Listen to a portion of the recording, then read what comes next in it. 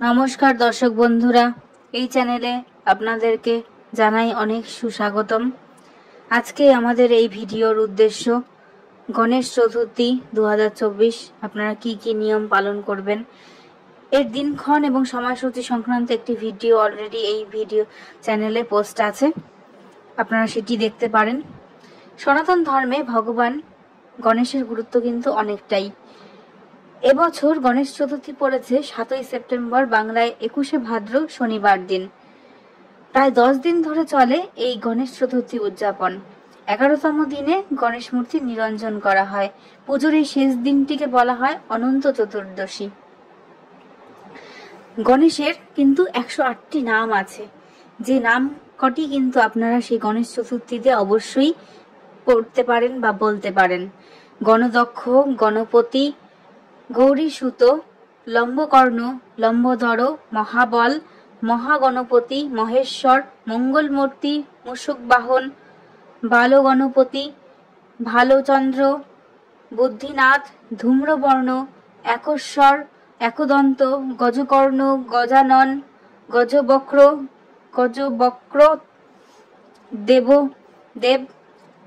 দেবান্তক নাশকারী, দেবব্রত, দেবেন্দ্রশিখ, ধার্মিক, দুর্জয়, দৈমাতুর, একদংশ্চ, ঈশানপুত্র, গদাধর, অমিত, অনন্ত চিদারূপম, অবনীশ, অবিঘ্ন, ভীম, ভূপতি, ভুবনপতি, বুদ্ধিপ্রিয়, বুদ্ধিবিধাতা, চতুর্ভুজ, নিধিস্বরম, প্রথমেশ্বর, শুভকর্ণ, শুভম, সিদ্ধিদাতা, সিদ্ধিবিনায়ক, সুরেশ্বরম, বক্রতুণ্ড, অক্ষুরথ, অলম্পতা, ক্ষিপ্র, মনোময়, মৃত্যুঞ্জয়, মধুকারম, মুক্তিদায়ী, নাদ প্রতিষ্ঠা, নমস্থেতু, নন্দন, সিদ্ধান্ত, পীতাম্বর, গণাধিক্কণ, গুণিন, হরিদ্রা, হেরম্ব, কপিল, কবিশ, কীর্তি, কৃপাকর,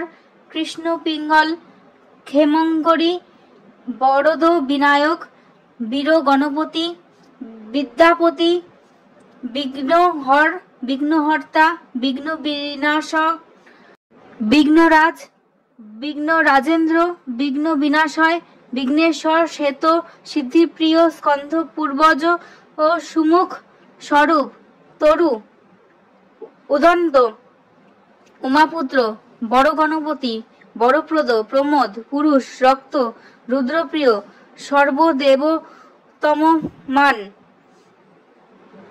সর্বসিদ্ধান্ত, সর্বাত্ম, ওঙ্কার, শশীবর্ণম, শুভ গুণকানন, যোগাধীপ, যশস্বিন, যশস্বর, যক্ষকায়, বিশ্বরাজ, বিকট, বিনায়ক, বিশ্বমুখ। গণেশপতি এবং গণেশ পূজা করবার কিছু নিয়ম কিন্তু রয়েছে। যেমন গণেশের মূর্তি সোনা, রূপা বা তামার জলে স্নান করাতে হয়। পূর্ব বা উত্তর পূর্ব কোণে গণেশ মূর্তি স্থান করতে হয়। দক্ষিণ এবং দক্ষিণ পশ্চিমে মূর্তি স্থাপন করবেন না। দরজার দিকে মুখ করে গণেশের মূর্তি স্থাপন করা শুভ, কারণ মনে করা হয় তিনি মঙ্গলময়ী এবং সংসারে সুখ, শান্তি, সমৃদ্ধি, সৌভাগ্য নিয়ে আসেন। যেখানেই গণেশ মূর্তি স্থাপন করবেন না কেন, সেই জায়গাটা যেন কোনোভাবেই ফাঁকা না থাকে, অর্থাৎ মূর্তির পেছনে যেন অবশ্যই দেওয়াল থাকে। কিছু স্থানে মূর্তি রাখা একেবারে শুভ নয়, যেমন বেডরুম, গ্যারেজ, সিঁড়ির নিচে, বাথরুম, লন্ড্রি অঞ্চল, এইসব জায়গায় মূর্তি রাখবেন না, কারণ সেই জায়গাগুলো নেতিবাচক বা অশুভ হিসাবে আমরা ধরে থাকি। কখনোই একই স্থানে দুটি একের অধিক মূর্তি রাখবেন না। বাস্তুমতে এতে দুই শক্তির নিজেদের মধ্যে সংঘর্ষ হয়, তাই বাড়িতে আলাদা আলাদা স্থানে এই দুই মূর্তি আপনারা অবশ্যই রাখতে পারেন, কিন্তু সমান স্থানে নয়। বাম দিকে সুর রয়েছে এমন গণেশের মূর্তি কিন্তু শুভ, ডান দিকে সুর রয়েছে এমন মূর্তি তুলনায় বাম দিকে সুরের মূর্তি অতি শীঘ্র প্রসন্ন হয়। এই সময় 21টি মোদক, 21টি দুব্বা গণেশকে দিতে পারেন এবং 10 নাম জপ করতে পারেন। তার সাথে বাড়িতে সুখ শান্তি বজায় থাকবে। শাস্ত্র মতে গণপতি দেব সবচেয়ে বেশি সন্তুষ্ট হন সিঁদুর এবং লাল চন্দন, লাল ফুল এবং দুব্বাতে।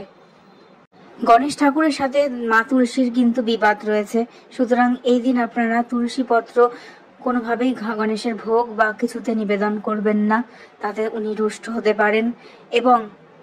এবং সন্ধেবেলায় কিন্তু আপনারা কখনোই গণেশ পুজোর দিনে আপনারা চাঁদ দেখবেন না, এড়িয়ে চলার চেষ্টা করবেন, কারণ পুরাণ মতে ওই দিন চাঁদ দেখলে কলঙ্ক লাগতে পারে। যদিও এই নিয়ম কিন্তু আমরা সমর্থন করি না। এছাড়াও কিন্তু সেই দিন আপনি গণেশকে লাল জবা ফুল দিতে পারেন এবং গণেশকে ভোগ হিসাবে আপনারা 21টি সবজি দ্বারা নির্মিত কোনো একটি পদ দিতে পারেন। গণেশ অত্যন্ত সন্তুষ্ট হয়। তো আজকের ভিডিও নিবেদন এতটুকুই। ভালো লাগলে অবশ্যই লাইক করবেন, কমেন্ট করবেন এবং পরবর্তী ভিডিওতে পাশে থাকবার জন্য সাবস্ক্রাইব করবেন। এই ভিডিওতে পাশে থাকবার জন্য অনেক অসংখ্য ধন্যবাদ আপনাদেরকে।